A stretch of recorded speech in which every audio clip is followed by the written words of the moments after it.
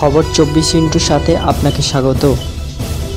নতুন নতুন খবর জানার জন্য আমাদের চ্যানেলে চোখ রাখুন।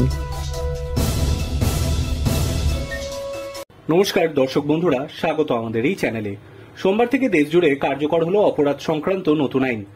আইপিসির বদলে এবার ভারতীয় ন্যায় সংহিতা অনুসারে এবার হবে বিচার।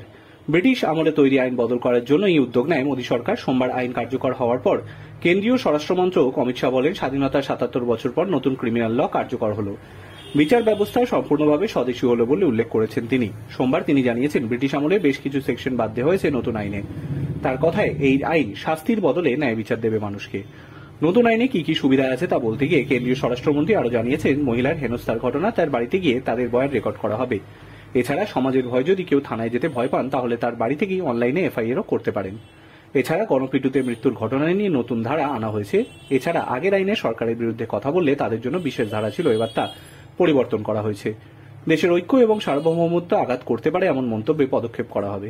সাধারণ মানুষ এক আধুনিক বিচার প্রক্রিয়ার সুবিধা পাবেন বলে মন্তব্য করেছেন অমিত শাহ। আইন প্রযুক্তির ব্যবহারের কথা উল্লেখ করেছেন তিনি। এই প্রসঙ্গে তিনি জানান, যে কোনো তল্লাশি বা বাজেয়াপ্ত করার ঘটনায় ভিডিওগ্রাফি বাধ্যতামূলক করা হয়েছে। এছাড়া ধর্ষণ বা যৌন হেনস্থার মামলায় নির্যাতিতারই সেটমেন্ট এবার থেকে আইনত গ্রাহ্য হবে। ব্যুরো রিপোর্ট, খবর 24x7।